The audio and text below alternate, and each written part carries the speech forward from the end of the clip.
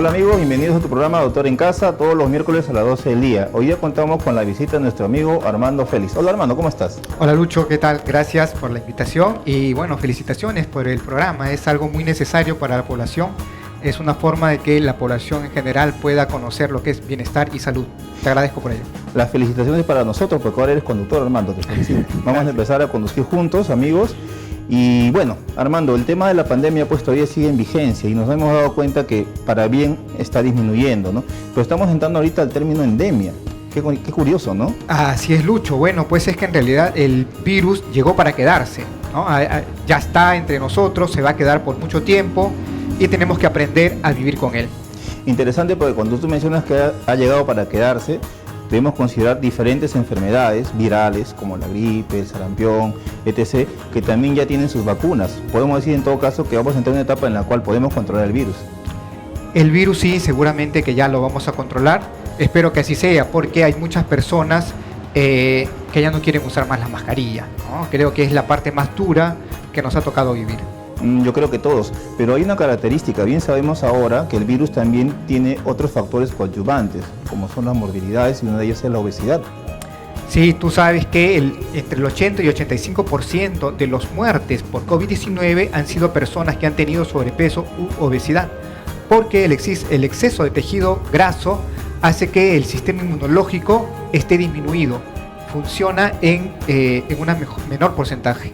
Y Armando, lo más curioso es que incluso para llegar a ese nivel de descuido, entre comillas, que es la obesidad, se empieza desde muy pequeño, acostumbrándolos, en este caso una dieta que no es saludable y conlleva la obesidad, ¿no? Sí, Lucho, desgraciadamente a nivel mundial y en el Perú se han visto que las cifras de obesidad infantil se están incrementando muy rápidamente. Es por eso que vamos a tener un tema muy especial ahora. Ok amigos, y estos son los titulares. Hoy en el programa tendremos al doctor Heriberto Ruiz, máster en farmacología, quien nos hablará sobre el uso de medicamentos durante la pandemia. Debemos recordar que el COVID representa una enfermedad nueva. En la actualidad, los científicos y el personal de salud siguen estudiando los síntomas y los posibles tratamientos para el COVID. Existe ya una línea de tratamiento según la intensidad de los síntomas y signos de la enfermedad. Tendremos a la licenciada Eudith Saavedra, nutricionista deportiva, quien desarrollará un tema bastante interesante que tiene que ver con el regreso a clase de nuestros hijos, las loncheras saludables. Acá aprenderemos a conocer sobre los alimentos básicos que debe tener una lonchera, cómo se complementan y cómo aportan para el crecimiento y energía de los chicos. También tendremos a la doctora Angélica Chávez, odontopediatra, quien tocará el tema pastas dentales y su importancia en los niños.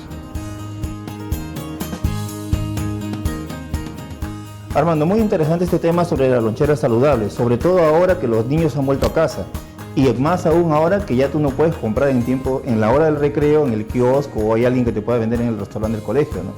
Qué curioso, tenemos que tener bastante en cuenta esto y sobre todo ahora tener una muy buena lonchera saludable, ¿no? Es muy importante que nuestros niños aprendan a comer. Una de las cosas que debemos nosotros heredar a nuestros hijos es una inteligencia nutricional. ¿Quieres bajar de peso? Reemplaza todas las bebidas azucaradas, todas tus gaseosas por un vaso con agua y te aseguro que en menos de un año vas a haber bajado 1 kilo. Te hubiese conocido antes, Armando, porque creo que para mí todavía hay tiempo. Un gusto, amigos, volvemos.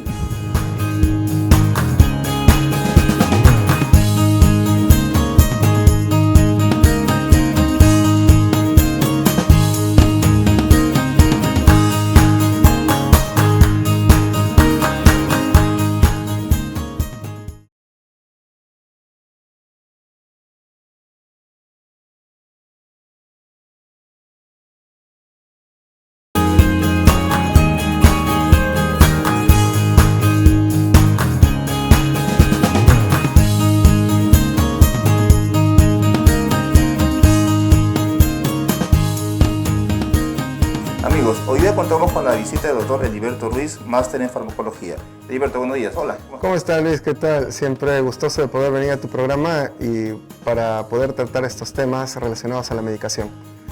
Heriberto, estamos todavía en una tercera ola, teóricamente descendiente o descendente. Hemos visto que en la primera y en la segunda ola la estrategia en el uso de fármacos era muy disipada, muy incierta, muy nebulosa. no sabíamos exactamente qué dar. ¿Cómo puedes tú considerar el uso de fármacos durante el inicio de la pandemia? Bueno, siempre como menciono, ¿no? Nosotros no podemos dar un buen tratamiento farmacológico si no conocemos la enfermedad que tratamos. Eso es como un punto clave. Cuando recién comenzó esto de la pandemia se sintió, ¿no?, de que algo nos golpeó y no se conocía, era algo desconocido. Obviamente, con buenas intenciones se empezaron a dar múltiples medicaciones para tratar de reducir los casos de muerte en la población, en base de que todavía no conocíamos la fisiopatología de este agente viral que ahora ya se conoce a montón, ¿no? Es por eso que conforme fue pasando el tiempo, que se fue investigando mejor a este virus, se fue viendo mejor sus mecanismos, cómo atacaba, qué dianas moleculares usaba para unirse, para ingresar a nuestro cuerpo, la terapia farmacológica se fue haciendo más fina, ¿no?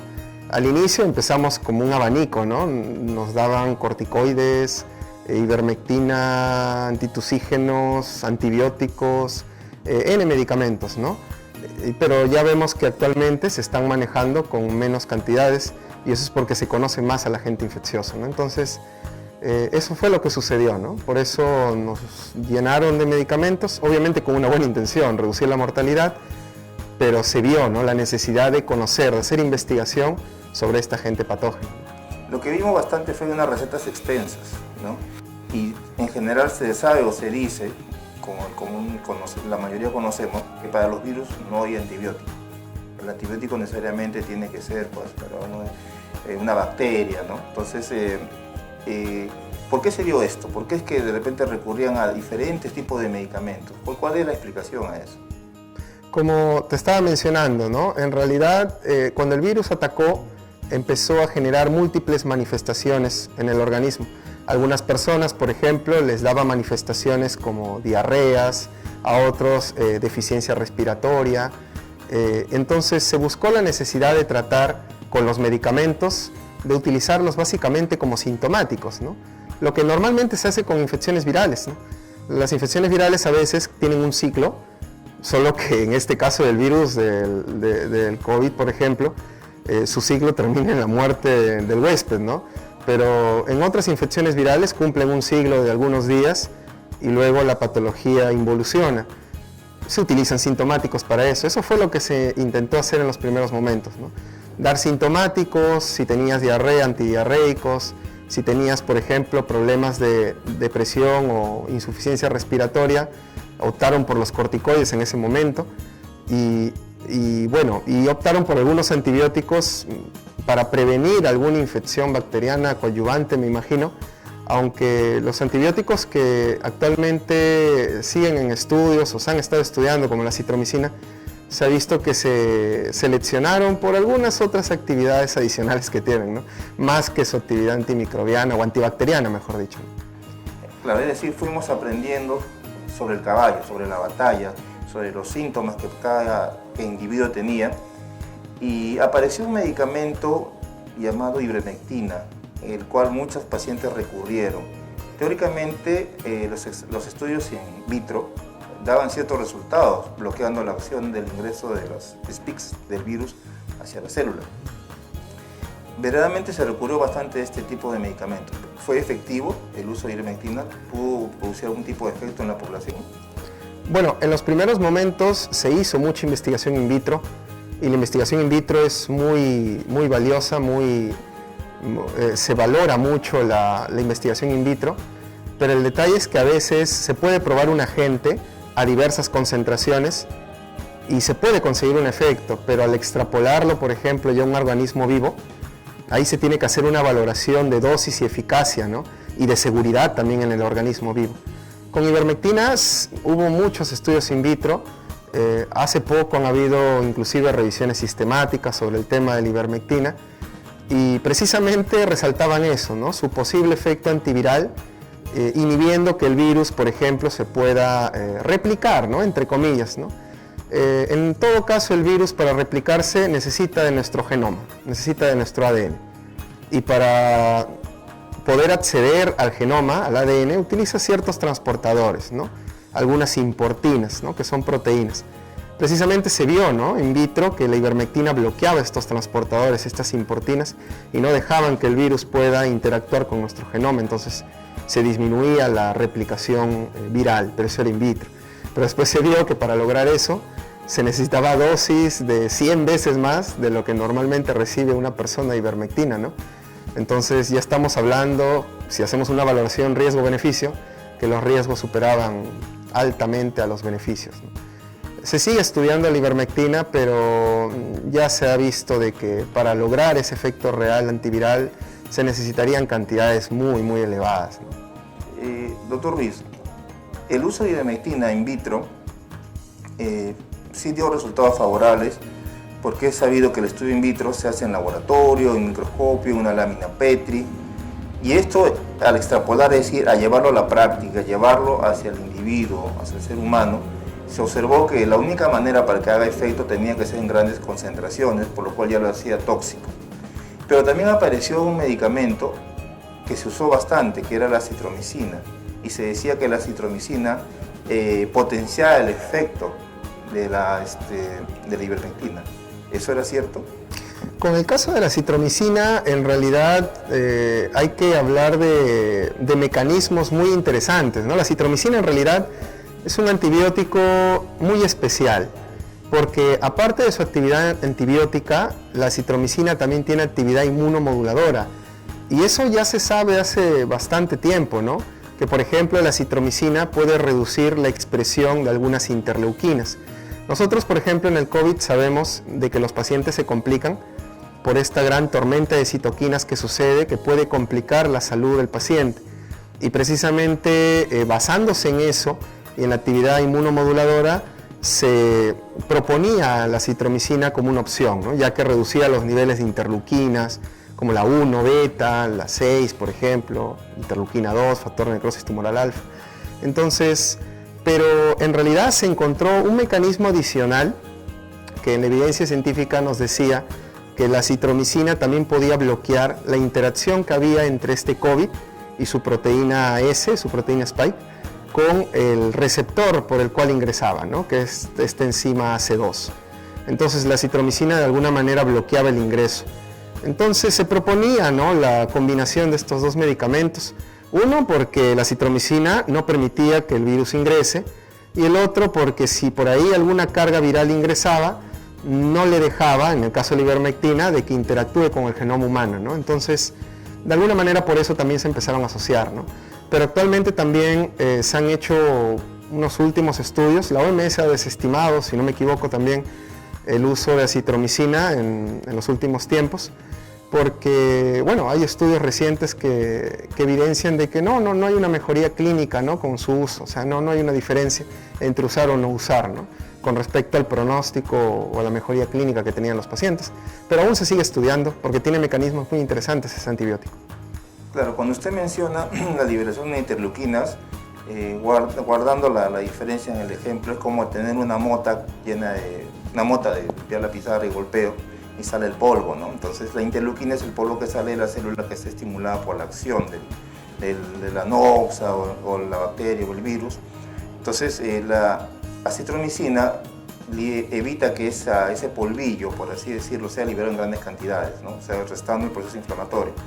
Y aparte de eso, evita que el spike del virus, que es la puntita del virus, le llamamos coronavirus porque parece una corona, y en la puntita de cada corona, en la parte de la corona, la puntita vienen a ser los spikes, son inhibidos por la acción de la acitromicina, según tengo entendido, y eso evita que ingrese a la célula que va a ser dañada, ¿no? Se usaron también otros tipos de medicamentos, entre comillas medicamentos como el dióxido de cloro, y en buena cantidad, y vieron incluso dióxido de cloro lover, gente que amaba el dióxido de cloro. ¿Realmente el dióxido de cloro tiene algún tipo de acción farmacológica en la persona? Bueno, ese agente, ese dióxido de cloro, en realidad sí funciona como un desinfectante, por ejemplo, de superficies que se utilizaba, o también para desinfectar, por ejemplo, el agua, ¿no? Ahora, hubo una conducta de consumirlo, ¿no?, de ingerirlo, pero eso, primero que las últimas evidencias no dan un soporte o una justificación fuerte para su uso. Y también hay que recordar que en realidad este compuesto se utilizó porque las personas, ante el pensamiento de que las personas con COVID reducía la cantidad de oxígeno del cuerpo, este dióxido de cloro, al momento de ingerirlo, pensaban que el oxígeno con el cloro se dividía, ¿no? Y teníamos más oxígeno. Pero se sabe que el cloro con el oxígeno están unidos por uniones muy fuertes, covalentes, y eso no va a pasar. Es más, cuando uno consume este dióxido de cloro en ambientes ácidos, por ejemplo el estómago, se convierte en una sustancia oxidante, y esa sustancia oxidante puede llevar a problemas de salud, ¿no? Por ejemplo, podría haber oxidación de algunas proteínas de nosotros, muy aparte de que se utiliza como agente oxidante para oxidar proteínas de los microbios de las superficies que pueden estar contaminando. Imagínate de que oxide ya proteínas de nosotros, ¿no? Por ejemplo, la hemoglobina es una de las proteínas que se ha visto que se puede ver oxidada por este dióxido de cloro y generar problemas de hemólisis, ¿no? Y en este caso, problemas con nuestras células rojas, ¿no? O con nuestros eritrocitos. Es más, ha habido un reporte, si no me equivoco, del año pasado, de este año que se ha publicado, en el cual se ha visto que ha habido casos de pacientes con perforaciones, ¿no? Gastrointestinales, daños ya irreversibles por ya el consumo crónico, ¿no? Personas que han consumido inclusive este dióxido de cloro hasta por más de 8 meses, con la finalidad de prevenir, ¿no? La infección por este COVID. Entonces hay que tener mucho cuidado con los efectos colaterales que pueda tener, ¿no? De repente informarnos un poco mejor y antes de consumir algún compuesto, primero consultarlo con el médico, ¿no? Con el médico tratante en este caso. Claro, pero el dióxido de cloro fue empleado en buena cantidad, de manera masiva por muchas personas, ¿no? Su ingesta en un primer inicio no es desagradable, no es incómodo, porque yo creo que si algo me es incómodo inmediatamente no lo tomo, ¿no? Entonces, ¿por qué es que la gente o las personas en general podían tomar dióxido de cloro sin que les afectara de inmediato, ¿no? O su uso continuo conllevaba a la falla orgánica o daño a nivel celular, ¿no? Bueno, en realidad lo consumían mezclados con agua, ¿no? En realidad, pero en cantidades muy elevadas. Si bien es cierto, puede haber cantidades que justifican su combinación con agua para purificarla, por así decirlo, pero ya lo consumían en cantidades muy, muy elevadas. Si no me equivoco, estamos hablando de cantidades de 40 partes por millón, o sea, cantidades muy, muy elevadas.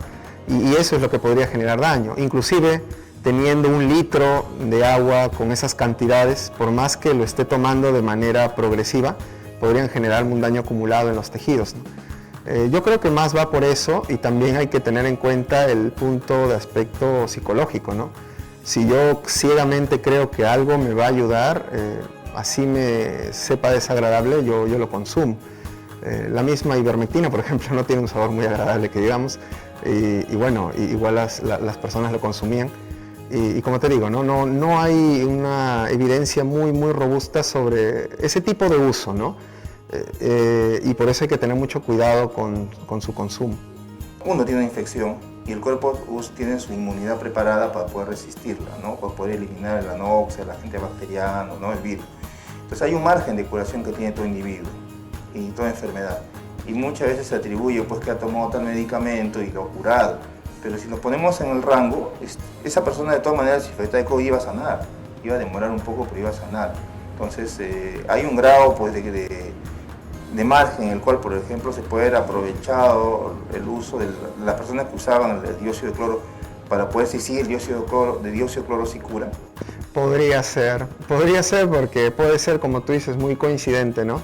Que la persona estaba superando su enfermedad por su propio sistema inmunológico, pero coincidió con el consumo de este compuesto, ¿no? Y bueno, y mejoró, y le atribuyó la sanación a este compuesto. Sí, podría ser. Eso sucede con múltiples fármacos, ¿eh? Y ahí, por ejemplo, hablamos de los famosos placebos, ¿no? Pacientes que consumen a veces medicamentos que no tienen un efecto definido, pero al final piensan que eso los ha curado, ¿no? En este caso hay que tener mucho cuidado con el dióxido de cloro, las cantidades que se están consumiendo, ¿no? Y si hay evidencia sobre eso. Por eso las recomendaciones del médico, y obviamente el médico seguía mucho de las recomendaciones del MINSA, son muy importantes, ¿no? Hay toda una escala de recomendaciones, ¿no? Y a veces los pacientes en su desesperación por querer curarse o sanarse ven por ahí una información no muy validada, no muy científica y le hacen caso y a veces puede causar mucho daño, ¿no? No sé si habrá escuchado el término, el dióxido de cloro no es lejía. Estructuralmente hablando, bioquímicamente hablando, ¿es cierto? Sí, claro. Un hipoclorito, dióxido de cloro, pueden ser combinados para ser utilizados con un mismo fin, sí, podrían ser combinados. Pero precisamente esto del dióxido de cloro, yo tengo entendido, por lo que he conversado también con algunos pacientes, de que le atribuían su curación o su beneficio a una mejor oxigenación, por ejemplo, y también le atribuían su beneficio a su efecto, en este caso, de lisis o de destrucción del microbio, ¿no? Que es verdad. Yo puedo tener en una mesa muchos microbios, coloco eso, y como el dióxido de cloro es un agente oxidante, va a desnaturalizar proteínas del microbio y eso obviamente lo va a eliminar. Pero como estábamos hablando, ¿no? Todo sigue una ruta, ¿no? El medicamento tiene que absorberse, tiene que llegar al sitio donde está el microbio para lograr eso. El detalle es que no hay mucha información sobre cómo este dióxido de cloro podría llegar a donde está el virus para hacer ese efecto, ¿no? Y con respecto a la ganancia, entre comillas, de oxígeno que nos da, ya sabemos que por los enlaces covalentes sería bien complicado que nos done oxígeno, ¿no? O que nos dé oxígeno, o que mejore nuestra saturación por eso. Claro. Doctor Ruiz, nos quedamos cortos de tiempo, de nuevo. Realmente muchas gracias. ¿Alguna recomendación para nuestra teleaudiencia? Sí, bueno, que siempre hagamos caso a los profesionales, a los médicos tratantes, ante alguna complicación, ante algún malestar, ante algún padecimiento, ir siempre a la consulta médica pronta y seguir las recomendaciones de nuestro médico tratante para obviamente tener resultados óptimos, ¿no? Tratar de no guiarnos por ahí de algún video, alguna recomendación por audio, que en esto de la pandemia los audios por WhatsApp, por ejemplo, las cadenas fueron increíbles, sino tratar de seguir la recomendación de un profesional de la salud, ¿no? Doctor, realmente muchas gracias, siempre con la ciencia a la mano, aclarando las ideas, buscando hacer el conocimiento asequible a nuestra teleaudiencia. Esperamos contar con usted en próximos programas. Volvemos. Sabiamente Saludable. Este blog te va a ayudar a recuperar, renovar y potenciar la salud por medio de la nutrición y el deporte. Doctor Armando Félix Zambrano, cursos de nutrición y salud. Sabiamente Saludable. 992-361-587.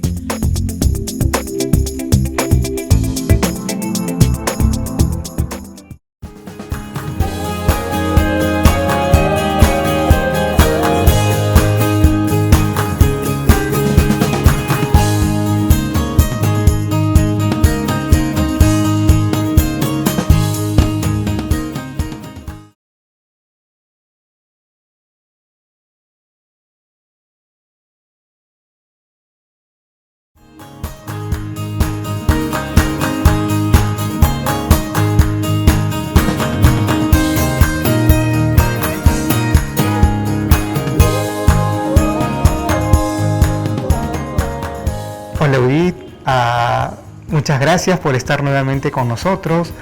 Eudith es nutricionista con especialidad en nutrición y deporte. Ahora vamos a aprovechar para conversar con Eudith sobre las loncheras infantiles. Ahora que los chicos regresan a clases y es un regreso no solo a clases, sino regreso al colegio.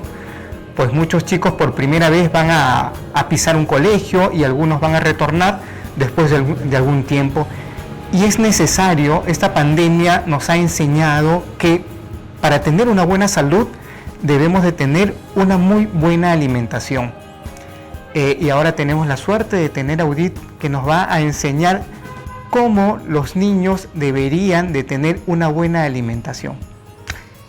Bueno, sí, realmente, gracias Armando, es un tema muy importante ahora y sobre todo luego de salir de todo este complejo de encierro que han tenido los niños, ¿no? Y bueno, en general. Entonces, hay muchos chicos que han llegado hasta la depresión, han dejado de hacer sus actividades regulares, por ejemplo, de actividad física, y se han deprimido. Hay otros chicos que, y con la ayuda de la mamá y el papá, y como no salíamos, vamos a dedicarnos a hacer cositas ricas en la cocina, ¿no? Entonces han subido de peso, eran delgaditos, pero de pronto ya subieron de peso. Entonces, todas esas características tenemos que considerar ahora que los chicos están yendo al colegio, que realmente para ellos va a ser un retomar a su vida regular importante. Y sí, tenemos que considerar, por ejemplo, si antes habían estado llevando clases en casa a partir de las 8 de la mañana, se levantaban a las 7:30, ¿no? Ahora se van a levantar y desayunaban 7:15 corriendo, algunos en la mesa con las clases y tomaban el desayuno. Pero en este caso los chicos van a salir de casa de pronto a las 6:30 de la mañana, a las 7 de la mañana, van a tomar desayuno a las 6:30 o 6 de la mañana y no van a tener mucho apetito. Es comprensible y es normal. Entonces se trabaja con alimentos que les nutran en ese poquito desayuno que van a tomar, como que la leche con cereales, o sea, quinoa, kiwicha, avena con leche, si quieren le ponen un poquito de cocoa, un poquito de Milo, que no esté tan azucarado, porque hay que acostumbrar a las personas desde pequeñitos, desde niños, al paladar, a no consumir mucho dulce. Cuando dices leche con cereales, ¿te estás refiriendo a los cereales? A los cereales, quinoa. No a los de caja. No, para nada. ¿Ya? Quinoa, kiwicha, avena, se puede combinar hasta con, no sé, almendras picaditas, puede ser un poquito de ajonjolí, algunas semillas que para ir acostumbrando el paladar del chico desde ahora que consuma alimentos saludables. Bien, ¿con qué? Puede ser un pan integral con proteína dentro. ¿Cuál es la proteína que debe ir? Puede ser un filetito de pollo, puede ser pollo deshilachado, puede ser con algunas verduritas tipo apio, por ejemplo. Le queremos poner una grasa, le ponemos una media cucharadita de aceite de oliva extra virgen, no mayonesa. Bien, y ¿qué más? Podemos utilizar huevos revueltos con verdura que va dentro de su pancito, podemos utilizar atún. Bien, hígado de res, hígado de pollito bien elaboradito. Si le queremos poner grasa, como les menciono, aceite de oliva extra virgen, pero al aceite de oliva no hay que freírlo, no hay que calentarlo, tiene que ser crudo, adicional al alimento. Entonces, eso le va a dar buena energía, aparte que lo va a nutrir, y después de ese desayuno ligero, ya a la hora del refrigerio le damos un desayuno más completo. Tenemos que tener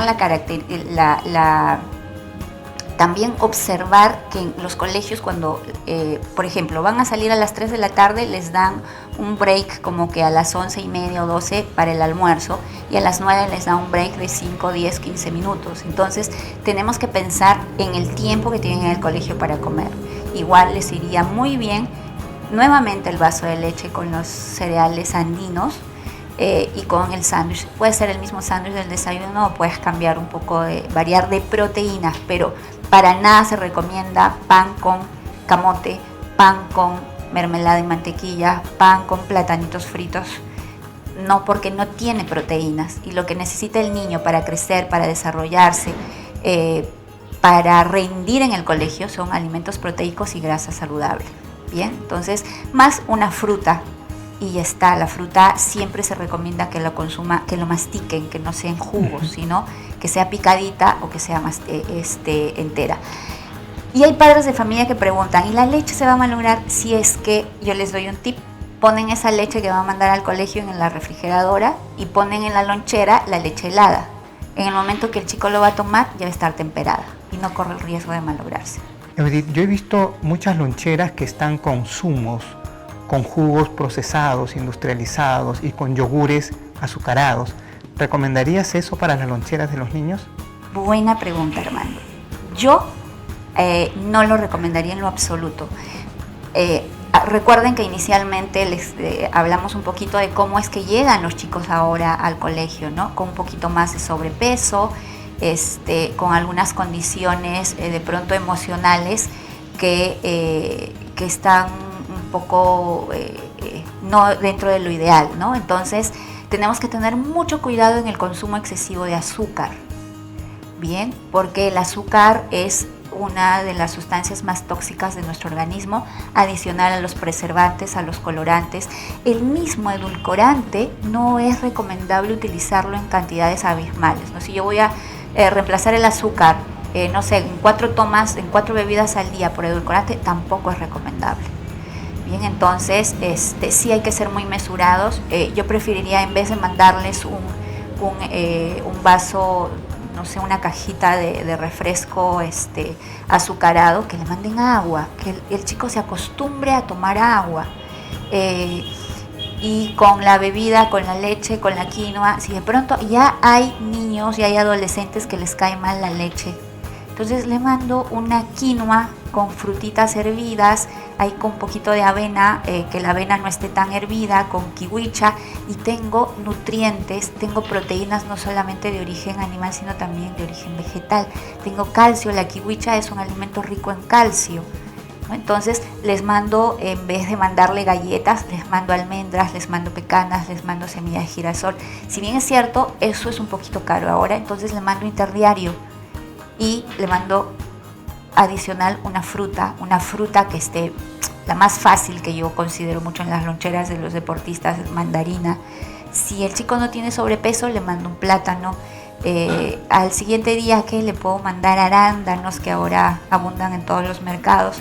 Al otro día le puedo mandar papaya picada con las mismas características. Lo pongo en el freezer en la mañana o de la noche para el siguiente día, y a la hora que él lo va a comer, a las 10 de la mañana, ya está temperado, ¿no? Entonces, y agua, y le estoy dando una nutrición saludable que lo va a sostener, que no va a estar de sueño, de pronto no va a estar cansado, va a tener mucha energía para desenvolverse durante el día. Judith, ¿y los adolescentes necesitan una alimentación diferente que los niños, las loncheras de los adolescentes? En realidad no, pero sí hay que manejar cantidades. La calidad de la alimentación sigue siendo la misma, pero la calidad de pronto sí varía porque necesita mayor cantidad de energía, mayor cantidad de calorías. Entonces el adolescente va a poder tomar un mejor desayuno, ¿no? Entonces, con una lonchera, hay muchos adolescentes que ya no quieren comer la lonchera, ¿no? Entonces tenemos que trabajar. De pronto, si no quiere comer la lonchera completa, le damos almendras, una fruta, y llega a la hora del almuerzo y le damos el almuerzo completo. Pero yo recomiendo a los padres de familia que tratemos de darle el almuerzo no a las 3 de la tarde, no cuando llegan al colegio saliendo a las 2, 2:30, que van a llegar a la casa 3, 3:30 a almorzar. Y muchos de ellos de ahí empalman y se van a hacer deporte. Entonces toda la mañana se pasaron sin alimentos saludables. Lo ideal es aprovechar esa hora de refrigerio del colegio, media hora, para que nuestros hijos coman su almuerzo y tengan tiempo de digerir. A las 3, 4 de la tarde salen, llegan a casa, comen un break ligero, que puede ser fruta, que puede ser almendras, puede ser hasta claritas de huevo, dependiendo de cuál es la composición corporal del chico, y luego empalma con su entrenamiento de deporte o se sienta a hacer sus tareas, pero ya estamos ordenados en la calidad de la alimentación, en la cantidad de la alimentación adecuado para lo que necesita el niño y en los horarios. Judith, ¿y las galletas? ¿Recomendarías a los padres que les envíen galletas? Incluso hay presentaciones de galletas que son orgánicas, con fibra. Bueno, sí tenemos que ser cuidadosos en lo que les mandamos. No, yo no les puedo decir que no coman galletas para nada, porque muchas veces lo he hecho, porque depende mucho de cuál es la composición cuál es el diagnóstico nutricional del joven, cuáles las actividades que ellos realizan. Hay chicos que son muy sedentarios, entonces a ellos para nada yo les mandaría galletas. Pero hay chicos que son hiperactivos, que se están moviendo, que hacen deporte. Sí, les mando un paquete de galletas, de pronto no todos los días, pero que no sean galletas rellenas. Has dicho algo muy importante, por lo cual yo no había reparado, pues es verdad, o sea, la necesidad de ingesta de calorías de todos, y en especial de los chicos, va a depender mucho de su tipo de actividad, ¿no? Y se está viendo que últimamente, ya sea por la pandemia o por que los chicos ahora encuentran que se pasan más tiempo frente a una pantalla. Entonces muchas veces estas loncheras cargadas de cosas dulces o azucaradas, pues lo único que estamos haciendo es darles mayor cantidad de energía y calorías que a las finales se van a convertir en exceso de grasa. En exceso de grasa. Sí, cuando yo hablo con padres de familia, en las charlas que doy, en la misma consulta, una de las cosas que yo siempre trato de que entiendan los papás es que ¿qué estás heredando a tu hijo? Si bien es cierto, nos preocupamos mucho en heredar la carrera profesional, que mejore, que tenga mejores oportunidades laborales que nosotros, los papás, pero nos olvidamos de la parte de la salud. Entonces este chico puede ser el mejor ingeniero, el mejor médico, puede ganar mucha plata, pero si no tiene buena salud no lo va a disfrutar, ¿no? Aparte que si yo ya soy obeso, si ya tengo, no sé, problemas de diabetes, resistencia a la insulina y de pronto tengo hijos, voy a transmitir esa genética, que podría yo transmitir una genética saludable, ¿no? Con mi estilo de vida, con la alimentación saludable, con el deporte, con mi calidad de sueño, voy a poder yo tener, si tengo una genética de mis papás que tienen diabetes o son obesos o algún problema de salud de fondo, que heredé esa genética, sí la puedo transformar con mi estilo de vida y heredar a mis hijos una genética saludable. Y no solamente la genética, sino hábitos de alimentación saludable. ¿Por qué? Porque los hijos no aprenden por lo que se les dice, sino aprenden por lo que los padres hacen. Por el ejemplo. Entonces, si los papás comen saludable, si hay siempre un plato de ensalada en casa, si hay una jarra de agua en donde papá viene tomando, entonces definitivamente sí, los chicos van a aprender a comer saludable. Bueno, una de las cosas que también me gusta decir es que no hay que tener en casa esos alimentos que no se deberían comer, porque si los tienes en casa, en algún momento se van a comer. O sea, Sí, es mejor cierto. evitar comprar esos alimentos que no deberían de consumirse, ¿verdad? Así es. O sea, no es una regla general, no comas, no sé, no te des algún gustito de algún dulce, alguna fritura, algún sándwich. Lo puedes comer con un gusto de vez en cuando, pero tienes razón, no tiene que haber en la casa. Y si hay un chico que de por sí ya lo estamos trabajando para que mejore su calidad de comida, si es deportista para que mejore su performance, y trabajamos calidad de comida, pero el papá sigue trayendo galletas o sigue habiendo mantequilla en la refrigeradora, sigue habiendo mermelada en la refrigeradora o mayonesa, entonces no lo ayudamos al chico y él no va a cambiar su perspectiva de alimentación saludable porque sigue viendo a los papás que siguen comiendo, ¿no? Entonces, de pronto, ahorita los papás no tienen problemas de salud como diagnóstico, pero ya están en el proceso, ¿no? Y Más adelante van a presentarlo. Exactamente, ¿no? Porque los problemas o los resultados, los problemas que genera la obesidad, el sobrepeso, no se ven en el momento en el que se está dando el sobrepeso o la obesidad, se ven más adelante. ¿No? Y disminuye la calidad de vida del padre, de la madre, que también va a redundar en la calidad de vida del hijo, porque va a tener que cuidar a padres que de pronto para la edad que tengan entonces deberían de estar disfrutando de otras cosas, ¿no? Claro que sí, Edith, muchas gracias por acompañarnos nuevamente. Ya sabemos dónde podemos ubicarte y seguramente no va a ser la última vez que me visitas. Muchísimas gracias. Armando. Gracias. Hasta pronto, amigos, hasta la siguiente. Sabiamente Saludable. Este blog te va a ayudar a recuperar, renovar y potenciar la salud por medio de la nutrición y el deporte.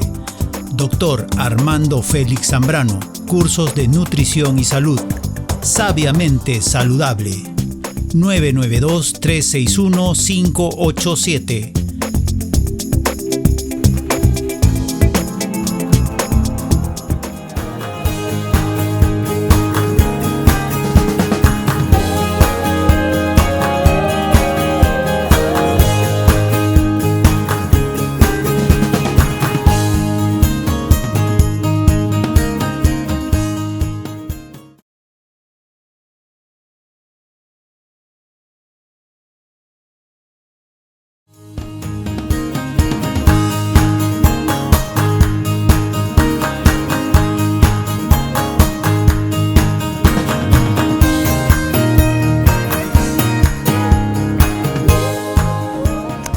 están, amigos? Ahora continuamos con el programa y tenemos la presencia de mi amiga, la doctora Angélica Chávez.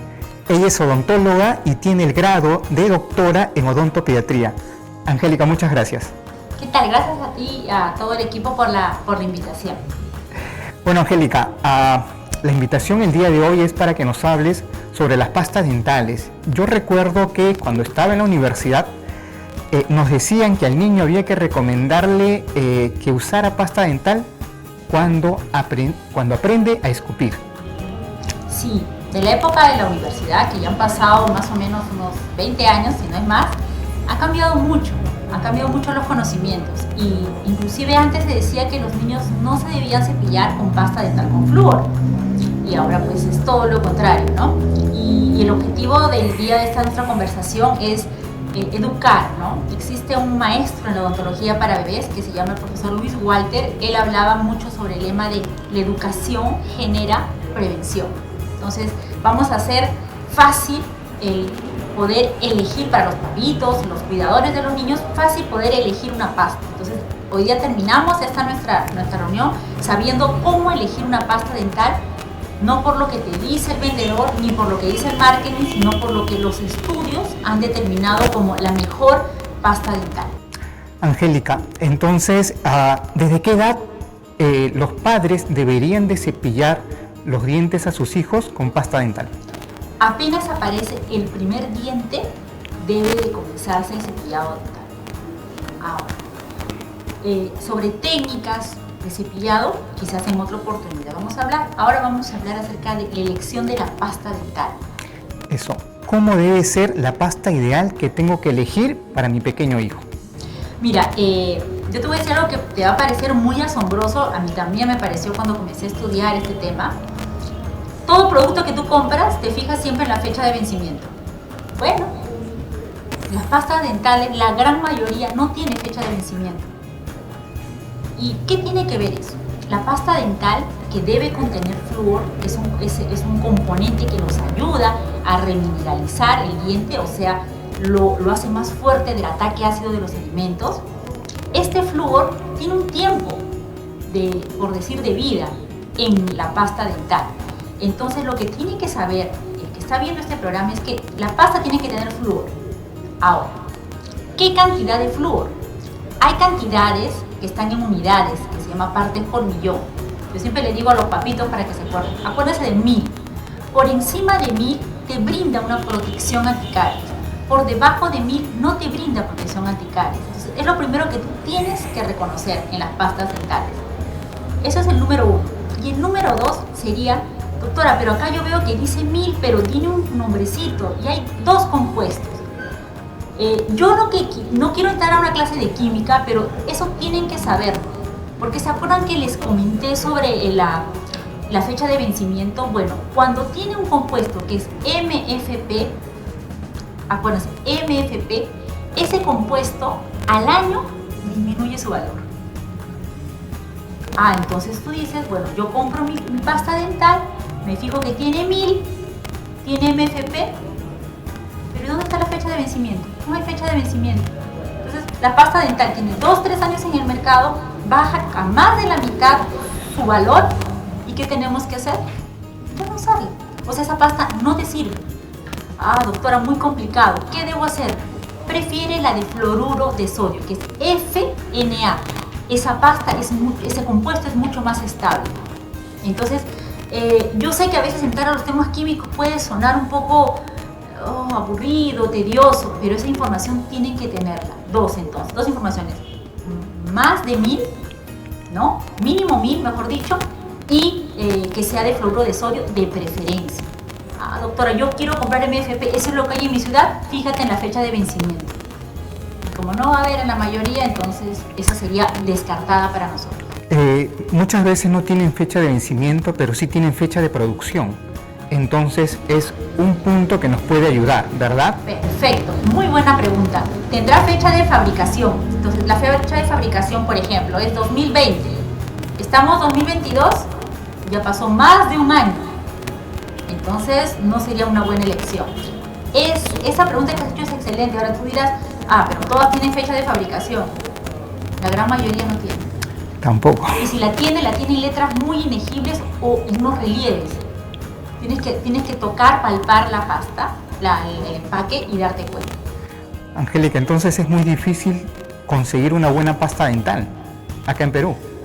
Hay muy buenas pastas dentales, muy buenas, pero tienes que ver eso, ¿no? Que tenga, y eso les he traído, no sé si me permites poder ver aquí algunas Claro que sí. pastas. Bueno, me voy a acercar para que lo vean. Miren, aquí está. Aquí existen letras con una información en letras muy pequeñitas. Entonces, yo lo que quiero es que, aprovechando de los teléfonos, tomen una foto, amplíen la imagen y vean. Tienen que ver las dos cosas, la cantidad de la cantidad, eso, y que tengan ese compuesto que es FNA, que es fluoruro de sodio. Esa es la de preferencia. ¿Dónde se encuentra la fecha de vencimiento y de fabricación? En los relieves que están aquí adelante. Entonces tienes que tocar, ver con tu lupa, contraluz, aquí yo estoy viendo, lote. Es bastante complicado. Eso es un punto que no se habla generalmente y hay una gran desinformación. Nosotros tenemos, gracias a Dios, la oportunidad de haber tenido un estudio hecho por pastas dentales peruanas que está libre a disposición y sabemos cuáles son las pastas que realmente son las que protegen anticaries, ¿no? Y aquí dirá alguien, yo tengo un familiar que de Estados Unidos me va a traer una pasta que no tiene ni 1000, tiene 3000 partes por millón, esa será mejor. No es más flúor lo que va a hacer mejor mi limpieza, es una buena técnica y un tiempo de cepillado también adecuado. Gracias, Angélica. Angélica, ya sabemos cómo elegir la mejor pasta dental. Ahora, ¿cuánta pasta dental le coloco al cepillo de mi hijito? Porque a veces yo he visto que los niños parecen que se estuvieran afeitando porque su boca está llena de espuma. ¿Cuánta pasta hay que colocarle? Muy bien, la cantidad de pasta, eso va a ser de acuerdo a la edad. Yo quisiera hacer un pequeño hincapié, porque yo les he dicho hace un momento que aparece el primer diente y tiene que usar pasta dental. Perfecto, aparece el primer diente. Pero ojo, cuidado con aquellos niñitos que nacen con dientes. Hay niños que nacen con dientes, claro, no son sí. pocos, es más o menos común encontrarlo. Entonces hay mamás que ven este programa o se informan por las redes y dicen, a partir del primer diente, y comienzan a ponerle pasta a partir del primer diente, o sea, cuando nació. Eso no se debe hacer. Considerando eso, un niño aproximadamente a los 6-7 meses le sale el primer diente y tiene que colocar. ¿Qué cantidad? Si nosotros vemos la pasta dental, tiene penachitos. Un penachito, o sea, casi nada. Mitad de un granito de arroz. Mitad de un granito de arroz. ¿No? Si son de Piura, arroz de Piura grande, grano, tienes de más chiquito. Casi nada. Limpien un penachito, o sea, ensucian un penachito. Eso nada más. Y después, ¿cada diente es un penachito? No. Recién cuando el niño ya tiene todos sus dientes molares, que más o menos está por vuelta de los 2 años, yo podré indicar como un granito de arroz. Sí. Ahora, tú dijiste algo interesante, dijiste que cuando se cepillan hay mucha espuma. Muchas veces la espuma la generamos porque dosificamos la pasta en la cantidad adecuada, pero agarramos y mojamos el cepillo y lo ponemos en la boca del niño y eso hace que genere más pasta, más espuma. No es necesario. No es necesario. Y es una práctica muy común, mojarlo, ¿no? Mojarlo, pero ustedes se van a dar cuenta que la pasta de adultos genera más espuma. La pasta infantil es más dulce, mucho más dulce, y genera menos espuma, tiene menos detergente. ¿Por qué? Porque los niños no tienen la capacidad de escupir, ¿no? Y generalmente los niños pequeñitos se tragan esa cantidad. ¿Qué pasa si se tragan la pasta dental que contiene flúor? ¿Les hace daño? Se han hecho las dosis probablemente tóxicas y en la cantidad que estamos indicando, muy poquito, es casi la 1/5 parte de la toxicidad, o sea, no va a haber ningún problema. Ojo, ese cepillado tiene que ser siempre después del almuerzo, por lo menos, y después de la cena. Ahora, te olvidaste en la noche, no pudiste cepillarle porque te quedó dormido el niño y bueno, pues, ¿qué podemos hacer? Al día siguiente en la mañana lo que haces, lo primero es cepillarle los dientes porque no lo limpiaste en la noche. Eso no se debe hacer. Siempre tiene que estar el estómago lleno, siempre tiene que estar la barriguita llena, porque así la absorción del flúor es menor.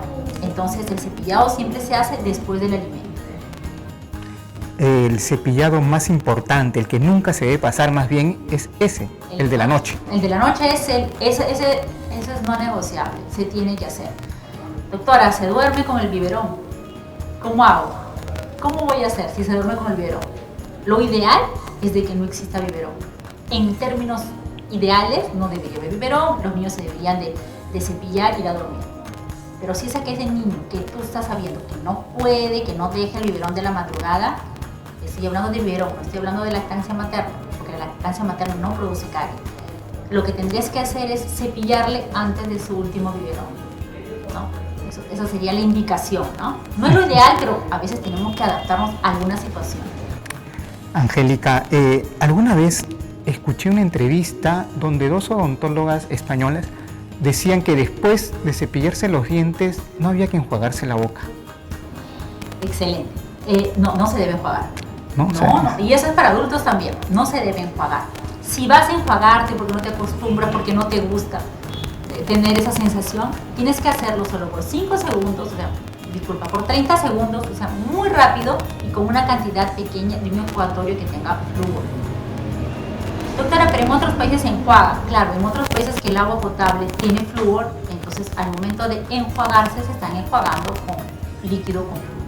Entonces, muy buena tu pregunta, eso va para todos, no debemos enjuagar.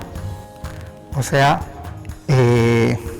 cuando nos enjuagamos la boca estamos eliminando el flúor que nos hemos preocupado de que tenga cierta cantidad. Angélica, en verdad, el mundo, conocer cómo utilizar la crema dental es un mundo que yo pensé que nos iba a sobrar tiempo, pero en realidad nos ha faltado tiempo. Espero poder contar con tu presencia en otra oportunidad. Si es que algún papá, alguna mamá, algún cuidador de un niño quiere saber dónde tú los puedes atender a sus pequeños, ¿en dónde pueden ubicarte? Mi consultorio está en el edificio Dorado, en Lince, y vamos a dejar el número telefónico de la secretaria y con mucho gusto los podemos atender, y sobre todo lo que tenemos que hacer es una enseñanza de técnica de cepillado personalizada. Esto es una pauta general. Cada niño es una historia, cada papá tiene un estilo de vida diferente. Entonces, si bien es cierto, tenemos pautas generales, es importante que hagamos esta enseñanza personalizada. Muchas gracias por la invitación, Armando. Muchas gracias, Angélica. Espero que regreses. Amigos, regresamos después del siguiente corte. Gracias.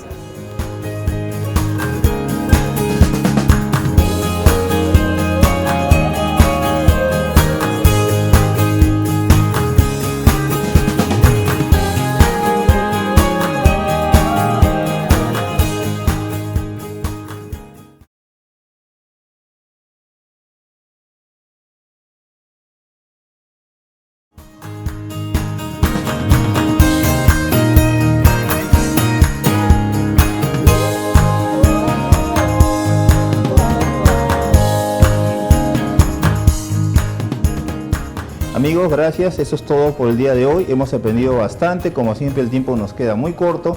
Hoy hemos aprendido sobre medicación en tiempos del COVID, las loncheras saludables y el uso de pastas dentales y su importancia para los niños. Armando, como tú te das cuenta, siempre nos falta tiempo. Así es, Lucho, pero nuestros televidentes deben estar contentos porque es pura carnecita lo que brindamos. Excelente, Armando. Y vamos a continuar siempre de acuerdo a las preguntas que ustedes nos planteen en el correo electrónico occidental.doctorencasa@gmail.com. Y no te olvides que a pesar que estamos entrando en una etapa de control de la pandemia, tomar las medidas de bioseguridad necesarias, como son el distanciamiento social, el uso de alcohol y lavado de manos, e indispensable el de doble mascarilla cuando estamos en lugares públicos. Hasta la vista. Nos vemos. Gracias.